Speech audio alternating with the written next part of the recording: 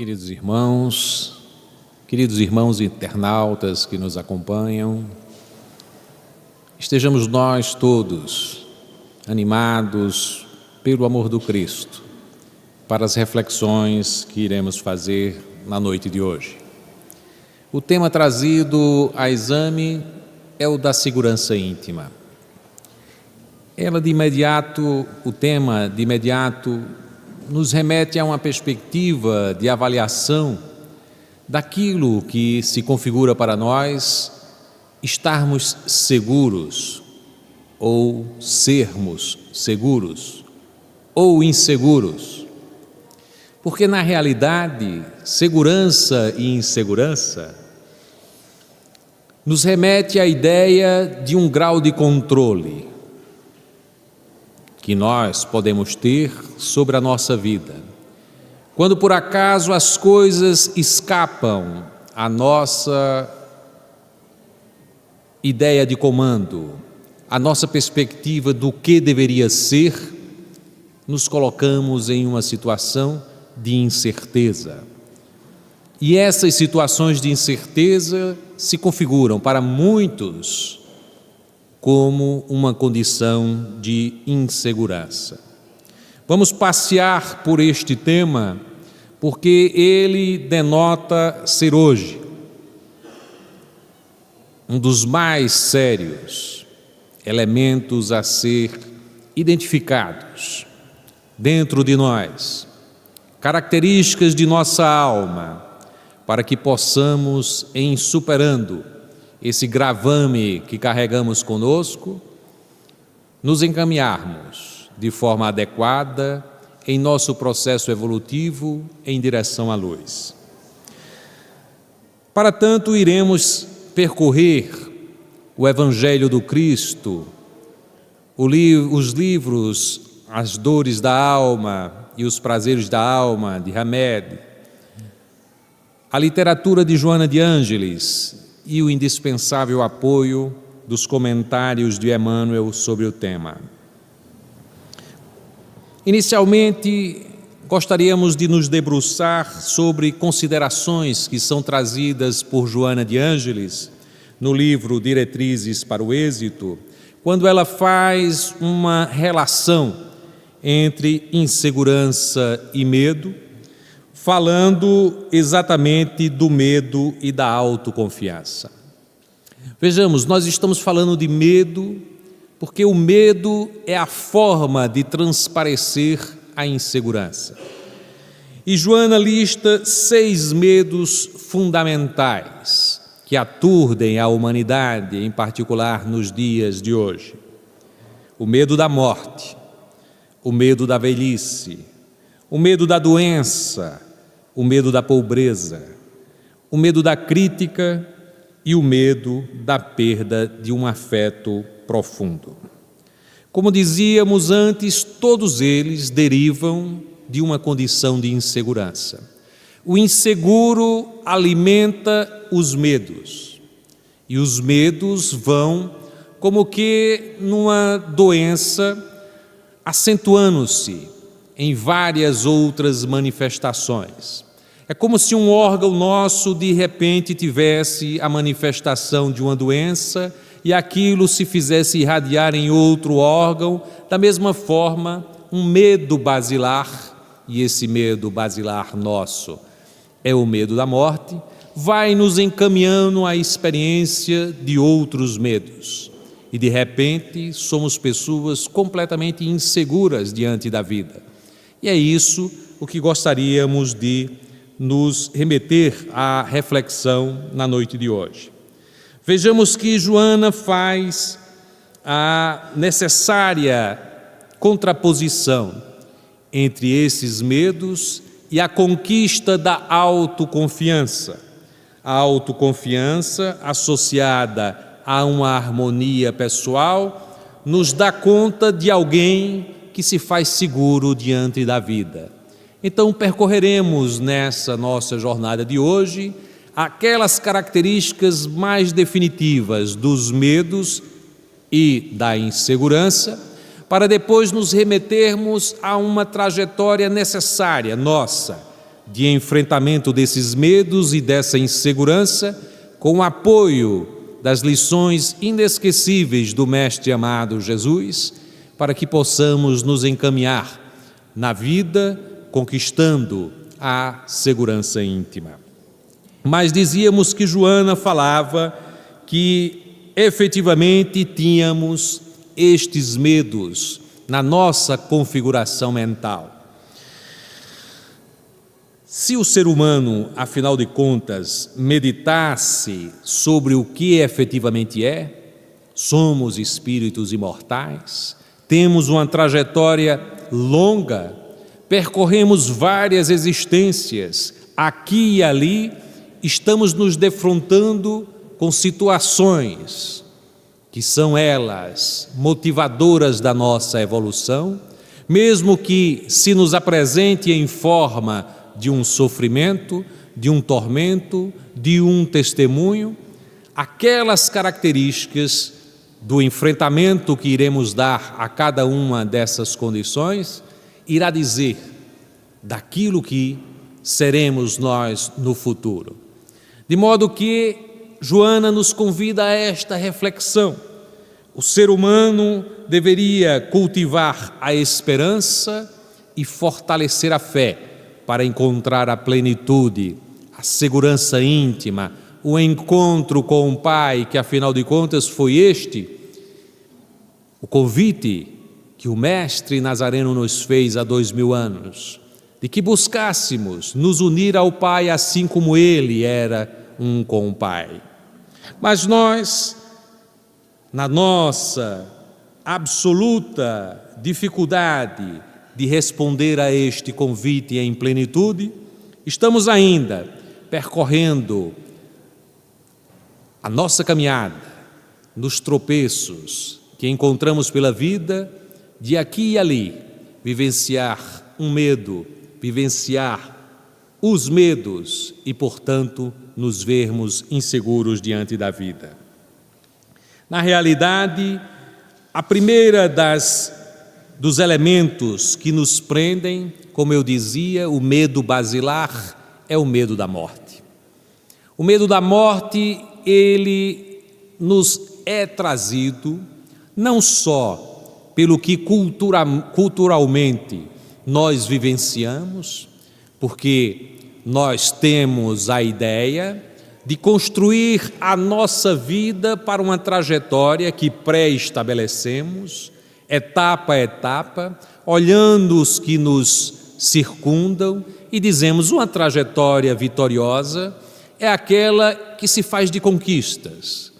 Na juventude conseguimos alcançar os méritos do estudo acadêmicos, depois haveremos de adentrar no mercado de trabalho e, realizando uma trajetória de sucesso, também construir as relações afetivas que irão moldar a condição de termos uma família que esperamos, que aguardamos. E depois pensamos mais detidamente de que sucesso deveria ser bem visto, reconhecido na sociedade. E se temos uma ideia de que esse sucesso está associado à aquisição de uma posição de destaque, de poder ou de riqueza, imaginamos ser esta a ideia de estar pleno na vida. E imaginamos, portanto, a construção de uma vida que nos leve à senectude, ao fim de uma existência em que contemplemos uma trajetória vitoriosa. Queira ou não, esse atavismo nos leva sempre à ideia de que a vida é a conquista desses elementos e que morrer, se for morrer numa idade provecta, já tendo passado por todas essas caminhadas e conquistas, seria, digamos, em que pese a morte não ser desejada, seria uma trajetória vitoriosa. E aí nós aceitamos a ideia. Dizemos mesmo daqueles que chegam a cumprir todo este itinerário e que têm uma vida repleta de conquistas, porque de fora só observamos as coisas boas que acontecem, sem percebermos a luta daquele que empreendeu aquela jornada, e somos capazes de dizer: cumpriu uma jornada adequada. Faleceu, é verdade, mas foi vitorioso na vida. Porque é assim que imaginamos a vitória na vida. E tudo aquilo que rompe com a ideia que temos de uma vida vitoriosa se transforma num tormento, se transforma em algo que deveríamos temer. E tememos a morte, se ela nos alcança em situações em que ainda dizemos: mas ele ainda não tinha conquistado o que estava esperando conquistar. Aconteceu de chegar à morte em uma idade tão jovem. Aconteceu que nem mesmo casar ele casou, não constituiu filhos. Aconteceu de que não pôde mesmo chegar à formatura na academia ou conquistar aquele sonho que possuía, e aquilo nos causa um temor imenso. De modo que a primeira percepção que temos, que é o medo da morte, é basilar. Temos medo da morte. Não a queremos que nos visite, seja a nós mesmos, enquanto não cumprimos com a trajetória que pré-estabelecemos, ou seja, que ela nos chegue na condição de pessoas muito queridas. Mas se lutamos contra a morte, qualquer coisa que se afigure como uma condição que possa nos levar à morte é algo a nos inquietar. Se temos a ideia de que tal situação nos coloca em risco, de que poderemos morrer, aquilo nos inquieta profundamente. Há pessoas que nem vivem, porque o ato de viver, de ir até a rua, se for fazer uma viagem, poder pegar um avião, é um risco de morrer. E se existe o risco de morrer, é algo que nos causa profunda ansiedade e, portanto, melhor seria não viajar. Há pessoas que não saem à rua porque têm medo daquilo que possa ocorrer, porque imagina mesmo a possibilidade da morte. Essas situações, em si agravando na personalidade, ela vai assumindo outras manifestações. Afinal de contas, todos haveremos de passar pela morte, mas nunca pensamos nesta possibilidade. Pensamos em todas as condições da nossa travessia, pensamos na condição de que, em saindo da universidade, iremos enfrentar o mercado de trabalho. É uma travessia. E se amanhã, mesmo trabalhando, nos convidam para trabalhar em outra cidade, há uma certa ansiedade, imaginamos o que é necessário para fazer essa transição, imaginamos o que vamos levar desta cidade para lá. Tudo isso pensamos, superamos essa ansiedade. Mas dizemos: estamos vivos, apenas vamos morar noutra cidade. Mas quando, diante da possibilidade da morte, e se temos, não é, a certeza de que ela irá nos visitar, somos tomados de uma inquietação tremenda. Porque nunca discutimos sobre a morte. Discutimos sobre trabalhar em outro local, discutimos sobre mudar de um curso a outro, discutimos mesmo a possibilidade de terminar um relacionamento, um casamento, iniciar outro relacionamento. Mas a grande mudança, a mudança que ninguém haverá de escapar, nós não pensamos, não discutimos sobre o momento da morte e nem sobre a condição em que nos veremos depois da morte. Chegamos mesmo a dizer: isso é uma coisa que eu não quero falar, é uma coisa que me incomoda profundamente. Então, as pessoas que assim agem convivem com o medo da morte. E há outras situações, porque aqui Joana elenca o medo da doença. O medo da doença já é cria do medo da morte, porque temos medo de ficar doente pelo medo de morrer. Então, dizemos: e queremos ter todas as condições, nos precavermos contra a situação de doença. Porque se nos chega a doença, tem o gatilho imediato, podemos morrer. Então a doença é algo que a gente evita. Qualquer ideia de doença nos causa profunda infelicidade. E lidamos com a doença com muita dificuldade. Chegamos a imaginar, de fato, que essas doenças, elas estão associadas à ideia da velhice também. Porque velhice e doença são crias do medo da morte. Porque imaginamos, velho é aquele que está perto de morrer. Então não queremos ficar velhos, não queremos estar doentes e não queremos ser velhos porque não queremos morrer. Na realidade, Joana nos informa, esse é um medo até impreciso, porque hoje, na contemporaneidade, das formas de relação na sociedade, em que nos vemos com a violência urbana, com um trânsito caótico, muitos jovens e muitas pessoas na idade madura, plenamente produtiva, são alcançados pela morte, numa proporção que a gente às vezes não se dá conta, e associamos velhice com morte, ao invés de considerá-la adequadamente como a conquista de uma trajetória onde, se bem vivida, é o encontro com a sabedoria, com a superação de paixões grosseiras que nos acompanham nos primeiros momentos, de modo que Túlio Cícero, o grande senador e pensador romano, falava não entender como as pessoas tinham medo da velhice,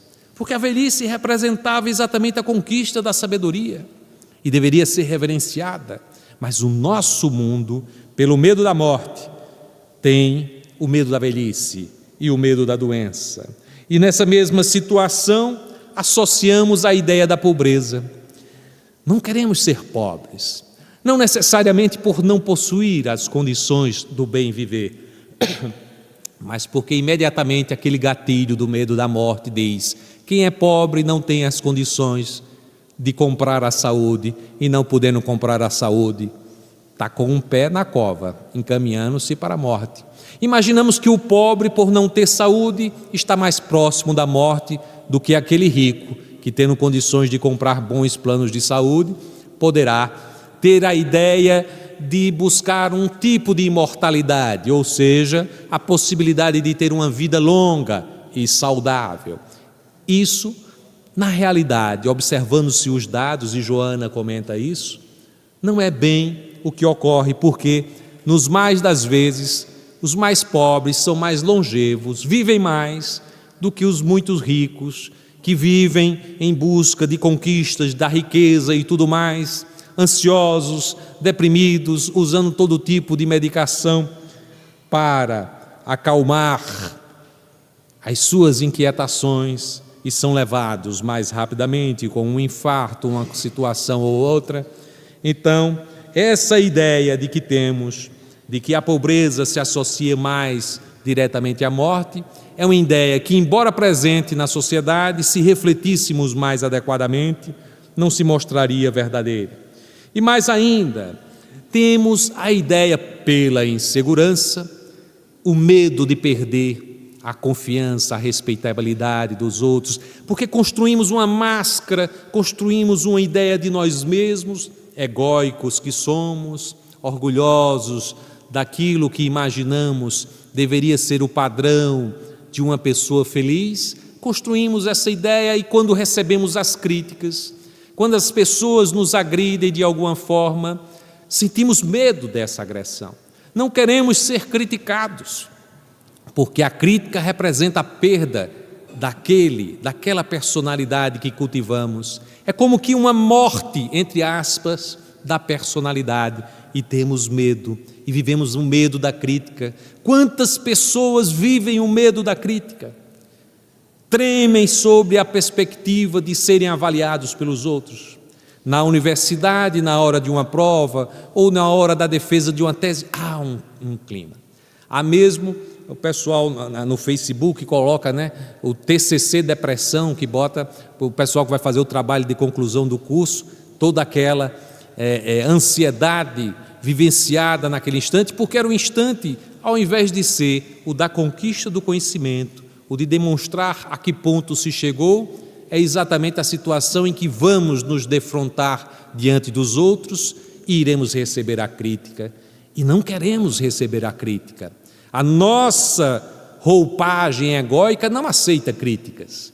A crítica é a morte da personalidade que construímos. É assim que imaginamos e de modo que vivemos com medo de sermos criticados.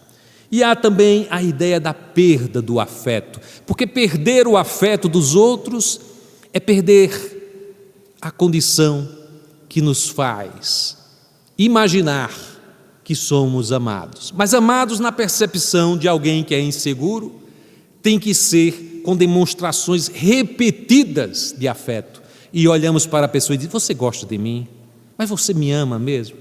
Será que essa intensidade que você sente não está menor hoje? Eu acho que antigamente você me amava mais. É o inseguro, ele precisa repetidas vezes que a pessoa ofereça a ele a certeza de que ele é amado. E naquela situação que por algum motivo, isso não ocorre só nos relacionamentos afetivos de maior ligação, mas também nas amizades.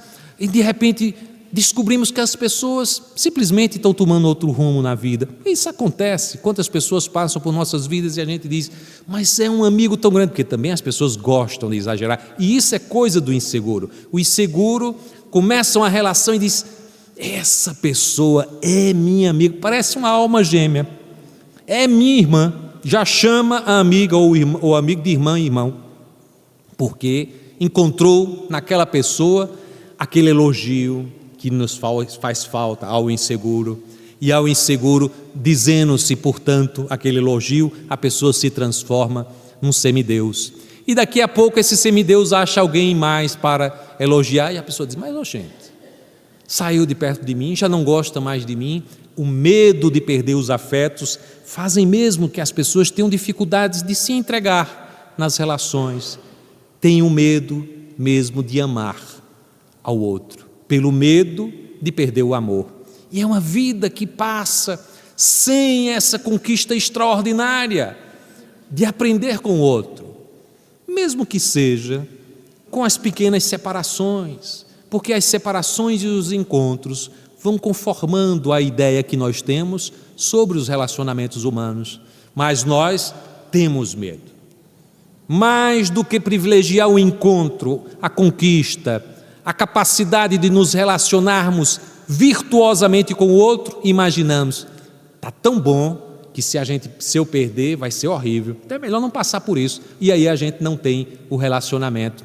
Às vezes um namoro está se esboçando ali, mas a pessoa diz: mas eu receio que essa pessoa pensa diferente de mim.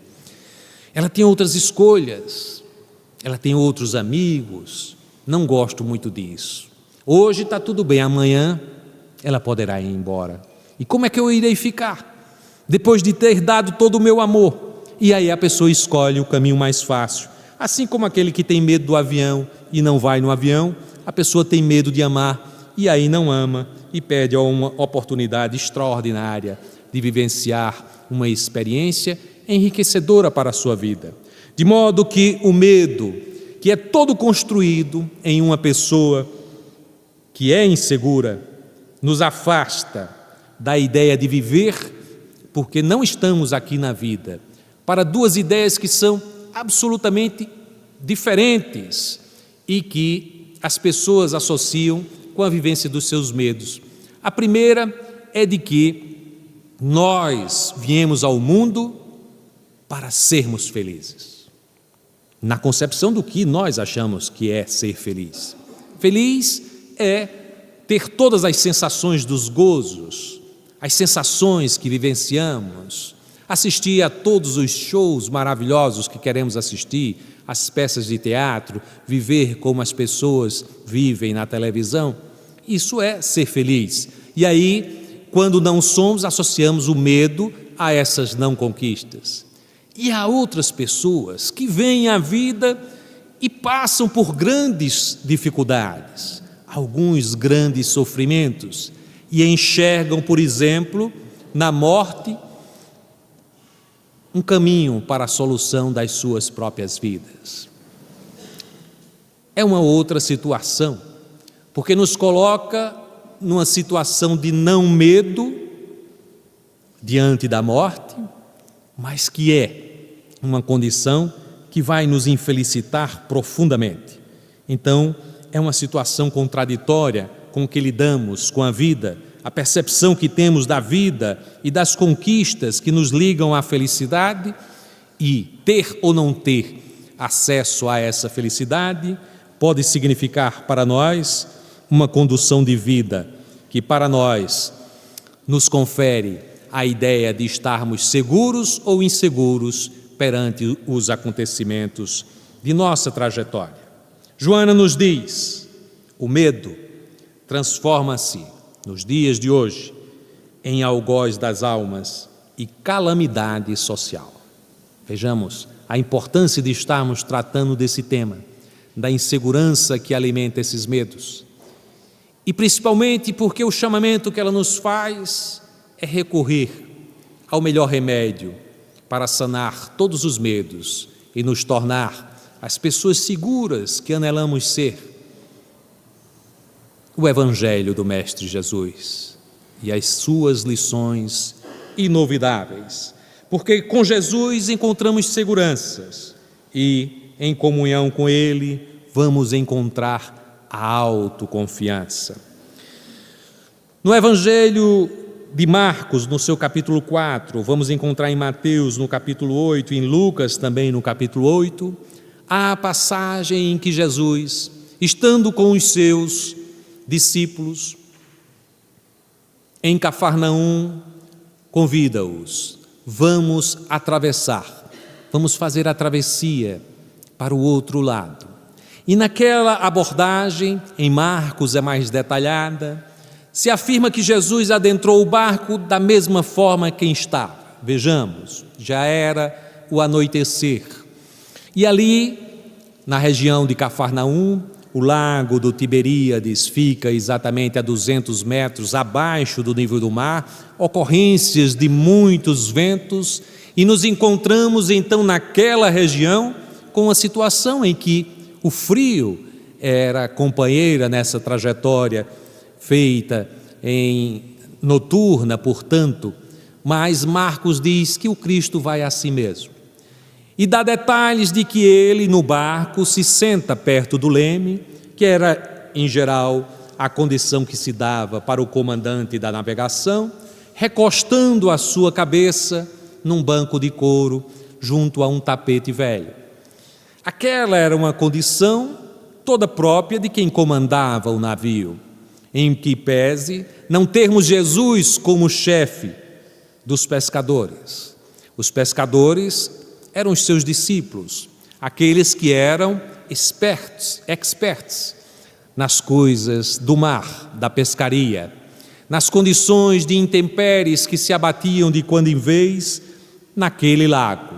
Mas em atravessando e havendo o rumo correto daquela trajetória, eis que ocorre não uma tempestade, como se fala nas traduções vulgares, mas uma ventania forte que faz com que as ondas se precipitem sobre o barco, chegando mesmo a algo em torno de 2 metros, segundo os comentadores, isso é comum naquela região do Tiberíades, ventanias que ocorrem rapidamente e de repente o mar fica revolto, mas aquela deve ter sido uma ventania muito forte, porque é relatado pelos evangelistas que eles ficam aturdidos, temerosos. Ora, eles eram experientes, mas ficam temerosos e observam que Jesus está dormindo.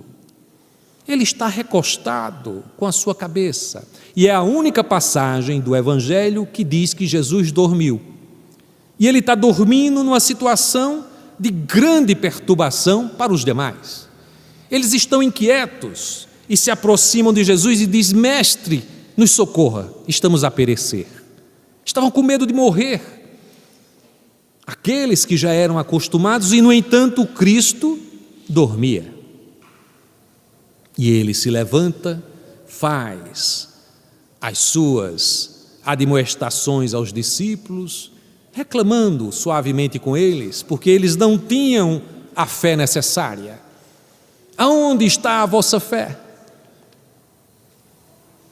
E fala com a autoridade que tinha aos ventos, que era a causa de tudo aquilo: cala-te, e ao mar, para que se amordace ou se silencie, e há calmaria. E os discípulos ficam: mas quem é este? Eles já estavam acostumados com Jesus fazer curas, com Jesus atuar sobre obsessões. Mas mesmo assim, aquilo espantava demais. Como que no meio daquilo que poderia ser considerado um grande perigo, ele falava aos ventos, às condições da natureza, e tinha autoridade sobre os ventos, sobre as águas. O registro é um registro que, comentado por Emmanuel e por Pastorino, mostra adequadamente aquilo que ocorre, porque tudo o que ocorria no Evangelho podemos ver de uma forma literal e podemos extrair o sentido simbólico. Ali estava o Cristo, na posição de destaque no barco, silencioso, absolutamente sereno diante dos tormentos. Nós também na vida atravessamos a vida na nossa embarcação, no nosso corpo, e de quando em vez o tormento nos visita por uma doença que atinge o nosso corpo físico, ou às vezes os tormentos da alma, que dizemos que são os transtornos mentais, psicológicos, e de repente não sabemos o que fazer, aquela tormenta é intensa, entramos em desequilíbrio, imaginamos que vamos morrer, e naquele instante nos lembramos de Jesus, mas num Jesus externo, nos santos externos, vamos às igrejas, fazemos orações a um Cristo que a gente imagina longe de nós. Senhor, nos ajude. Mas o Cristo está sereno dentro da nau, dentro do nosso templo, aguardando serenamente que nos comuniquemos com Ele diretamente, não exteriormente, através dos outros, dos padres, dos pastores, dos médiuns, porque sempre imaginamos que o Cristo está acessível aos outros e não a nós mesmos, quando Ele sempre disse: o reino de Deus está dentro de vós. Acessar o reino de Deus, eu sou o caminho para a verdade e a vida.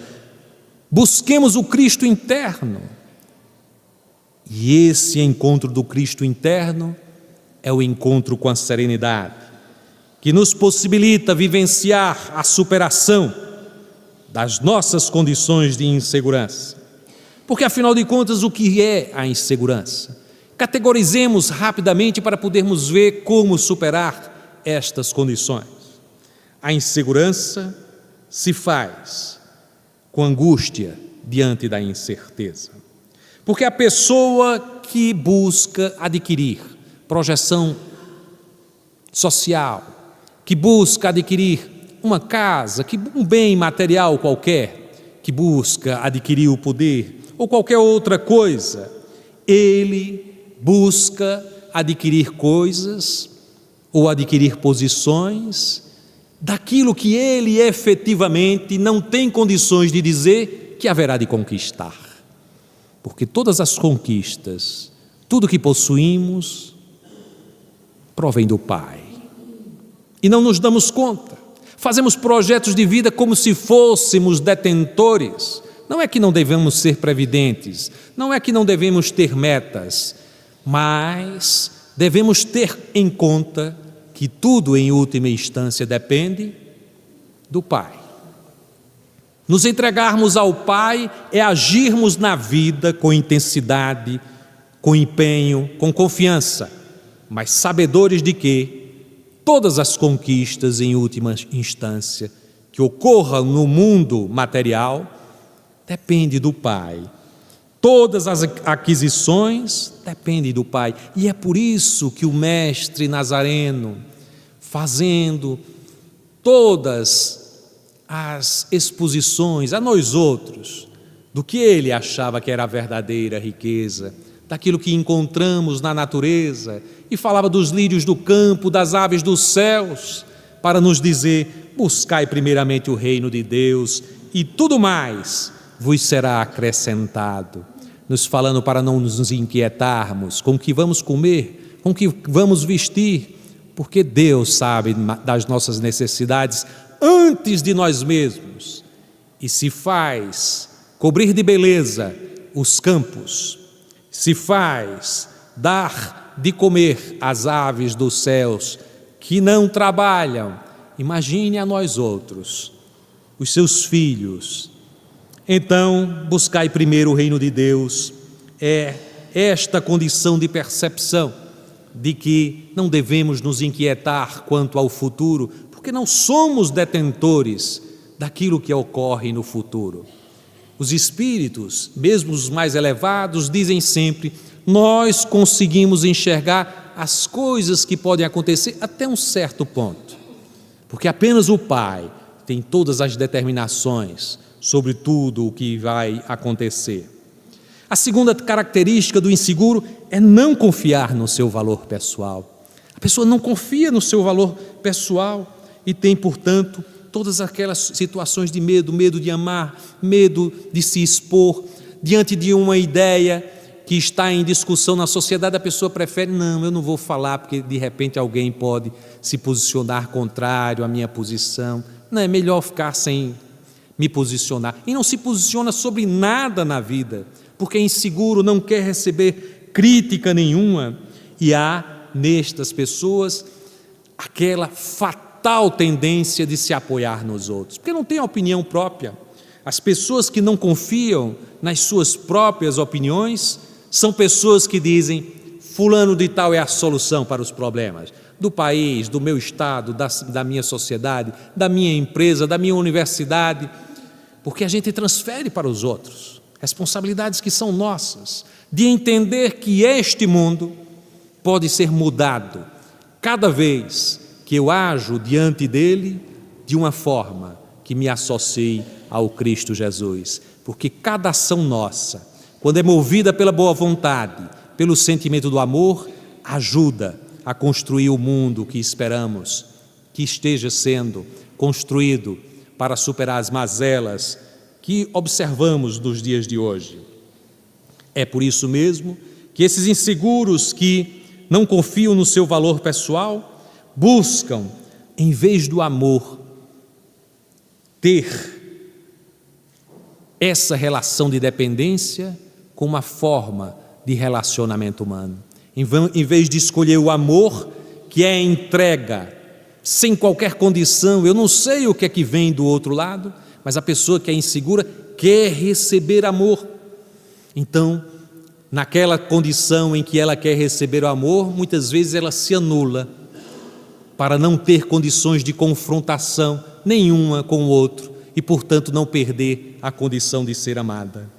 A pessoa que é insegura hesita diante dos desafios, porque diante de algo que vai acontecer, diante de uma decisão que tem que ser tomada, a pessoa busca ter todas as certezas e diz, diante de uma condição, digamos, eu sou professor, eu enfrento muito essa situação com os meus alunos que vão, por exemplo, fazer o TCC, a defesa do trabalho final do curso, e aí eles dizem: professor, até o último instante, como é? Se é meu orientando, nem se fala, me perturba o tempo todo, né, para dizer: professor, mas afinal de contas, está bom mesmo. Se eu estou dizendo para você ir para a banca, é porque eu estou dizendo que está bom, né? Senão seria uma coisa incorreta.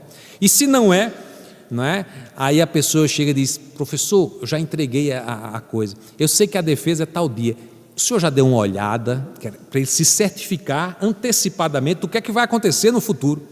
Então a pessoa já vai para a defesa, tendo perguntado, aí diz, para ter uma ideia de que vai ser aprovado, porque senão a angústia de chegar lá, apresentar o seu trabalho, porque afinal de contas foi isso que ele fez mesmo, não vai ter outro trabalho, é aquele, apresentar e se dispor a receber as críticas, as observações, né? E como rico é a pessoa que recebe uma crítica e diz: rapaz, sabe, essa crítica me ajuda, eu realmente merecia essa crítica. E se a crítica não for merecida, a pessoa diz, bom, essa pessoa, coitada, teve um intuito de me desestabilizar.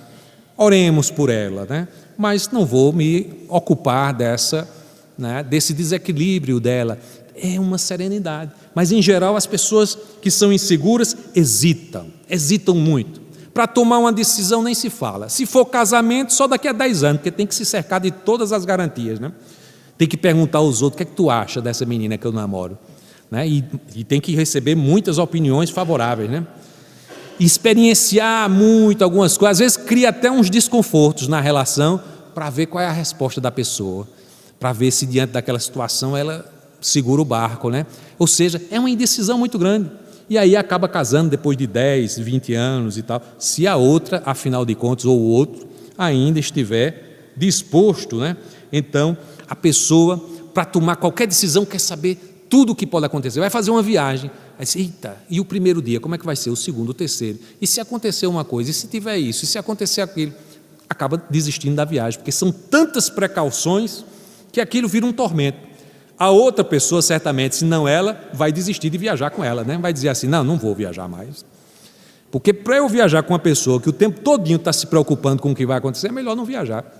Então, são pessoas absolutamente hesitantes. A outra questão é a sensação constante de estar sendo julgado. A pessoa não realiza nada na vida, porque o tempo todo imagina, o que é que fulano está imaginando que eu fiz? Acaba de fazer, por exemplo, se eu estou fazendo uma palestra e eu sou inseguro, aí eu faço a palestra e rapaz, eu olhei aquela pessoa ali, ela estava o tempo todo fazendo assim, não gostou da palestra, né? Então veja, a insegurança nos faz hesitar em tudo. A gente imagina que está sendo julgado em todas as circunstâncias, né? A pessoa passa por a gente, olhou assim e diz, por quê? Por que você passou e olhou assim desse jeito para mim? Não era nada, a pessoa nem estava olhando para ele, mas a pessoa imagina que está sendo julgado, né? Então, aquela pessoa insegura tem essa circunstância e vive uma angústia moral tremenda por essa fragilidade. Não tem segurança de si mesmo, daquelas opções que realiza e, portanto, qualquer opinião estranha, contrária, lhe traz a ideia de que está sendo julgado, criticado e que, portanto, está perdendo o apreço, a confiança, o respeito dos demais. Depois, são pessoas que são não assertivas. As suas palavras modificam ao sabor do vento. Existe um personagem de um filme, a maior parte daqui, as pessoas talvez não tenham assistido, porque são mais jovens, Zelig, que era um filme de Woody Allen, né? E tinha aquela coisa que ele ia mudando a cara, a feição, de acordo com as pessoas com quem ele ia se relacionando. Não sei se algumas pessoas aqui assistiram esse filme. Mas existem pessoas que vão moldando a sua opinião ao sabor das pessoas que vão se relacionando. A pessoa diz assim, com uma pessoa que eu me relaciono aqui, eu falo, aí eu digo, rapaz, eu sou de tal partido e tal. Aí a outro vem criticando aquele partido e diz, mas rapaz, não é verdade? O partido melhor é esse outro. E assim vai assumindo posições, seja na política, seja na vida, as mais diversas, dependendo de quem a pessoa está falando.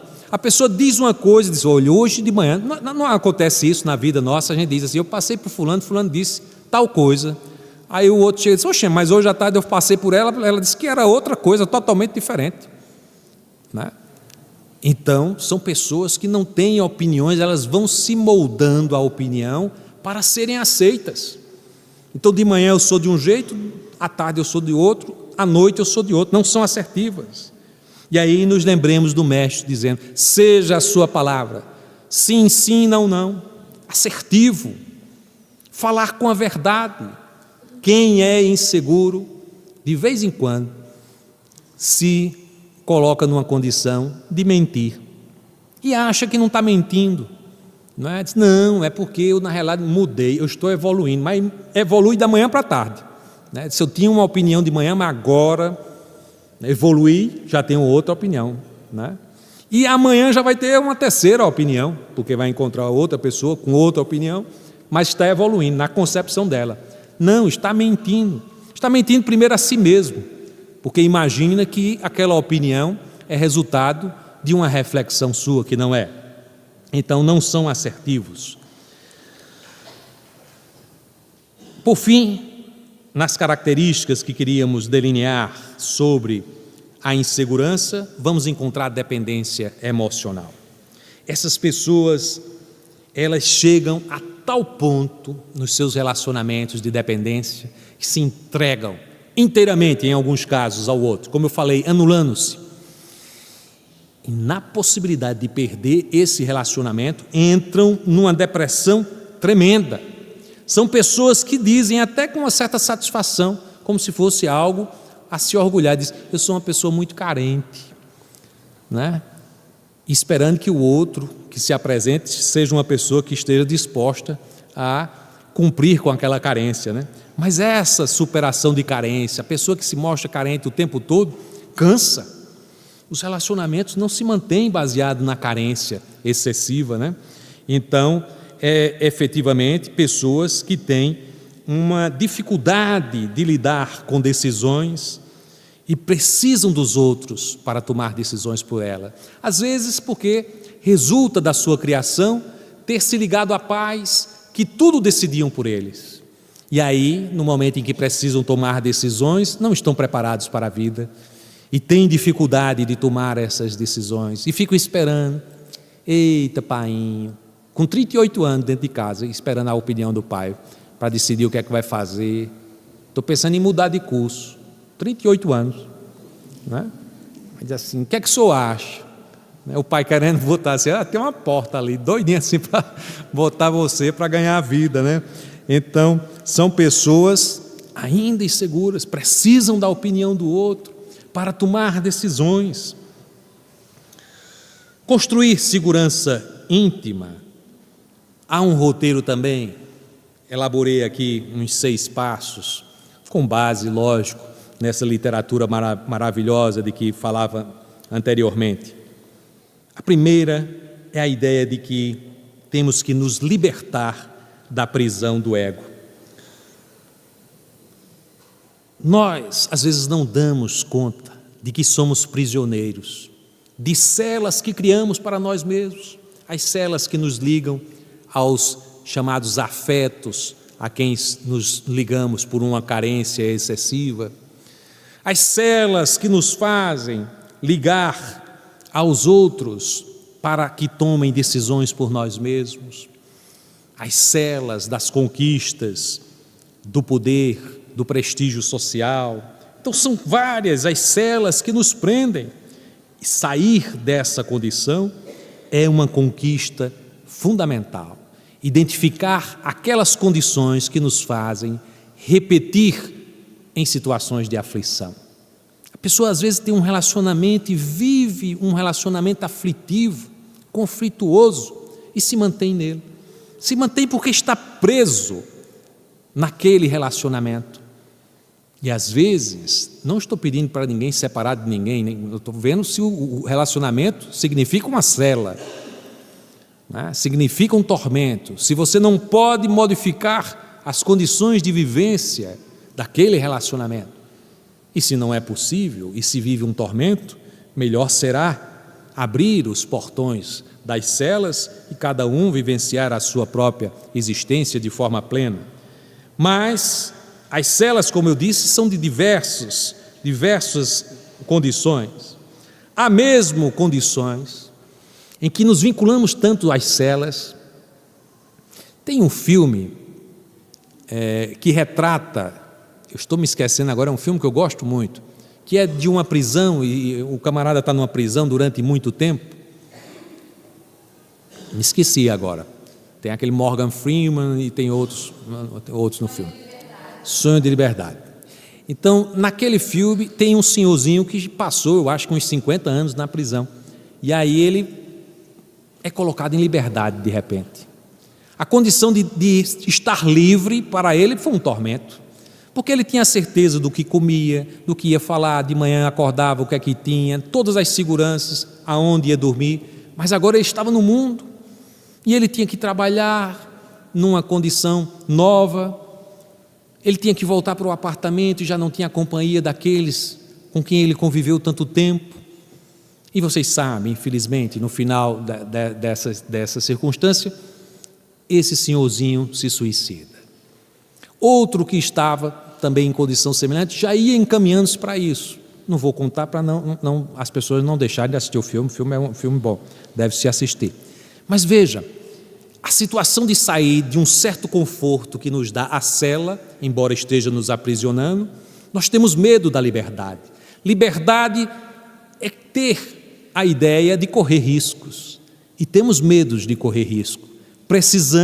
Preferimos a segurança da cela, mas pensando do ponto de vista espiritual, a cela são as encarnações que nos prendem ainda a um mundo tão atrasado, e precisamos destravar esses grilhões que nos prendem a essas vidas repetidas que realizamos na terra, porque não nos livramos dos grilhões que nos prendem.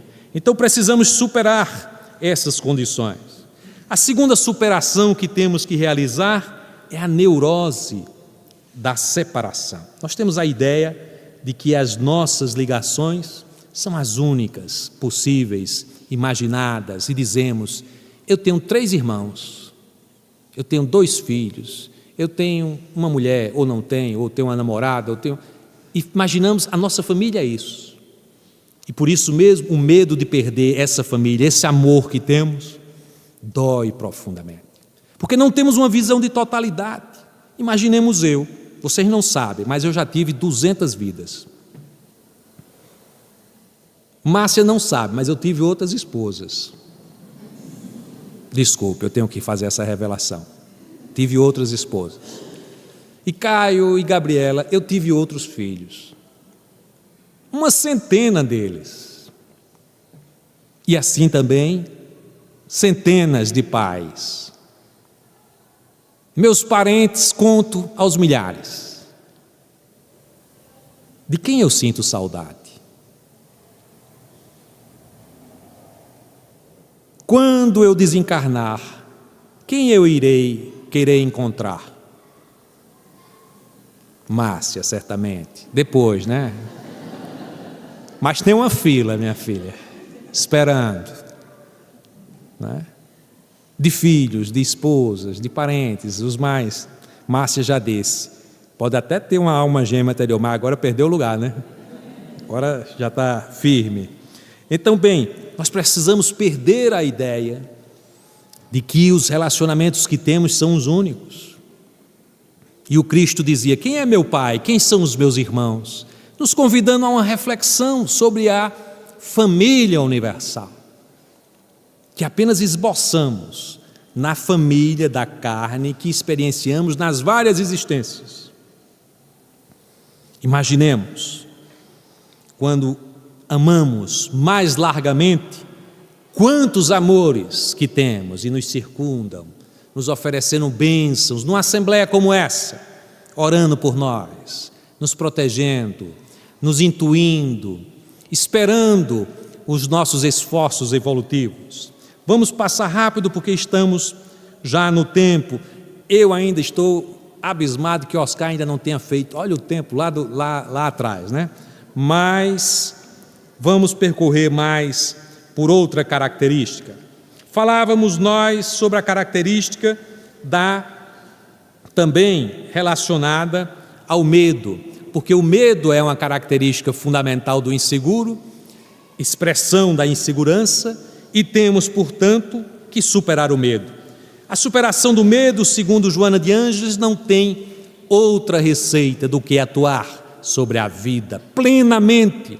Viver plenamente é viver conforme o Cristo nos ensinou. Viver para servir, para amar, amar intensamente, sem medo de amar, e amar tão plenamente que nos permita nem pensar em ter medo de coisa alguma, porque aqueles que tiveram medo levaram o Cristo à crucificação. Era o medo do novo, o medo da potencialidade daquele discurso, mas ele, que não teve medo, enfrentou com destemor os seus desafios, nos deixando a lição inolvidável de que é preciso superar o medo para garantir a consciência plena de si mesmo, que é sabermos-nos espíritos imortais, caminhando em direção à luz. Superar também a incapacidade de pensar e decidir por si mesmo. Não deixar ao outro a decisão do que fazer. Joana faz uma ilustração extraordinária, porque ela diz: havia uma pessoa que queria construir uma casa, e essa casa que ele construiu, ele pediu os melhores arquitetos. E quando estava construindo, chega um amigo e diz: mas rapaz, você podia mudar e fazer assim. Eu acho que aqui, quando foi na reforma da Seja, não foi, Ceiça? Teve muita gente para dizer: podia ser assim, assim, acolá. E na realidade, se a gente vai recepcionando essas opiniões, a casa vai virando um monstrengo, já não é mais a nossa casa. E essa pessoa, segundo Joana de Ângeles, depois decidiu fazer uma outra casa. E aí convocou os arquitetos.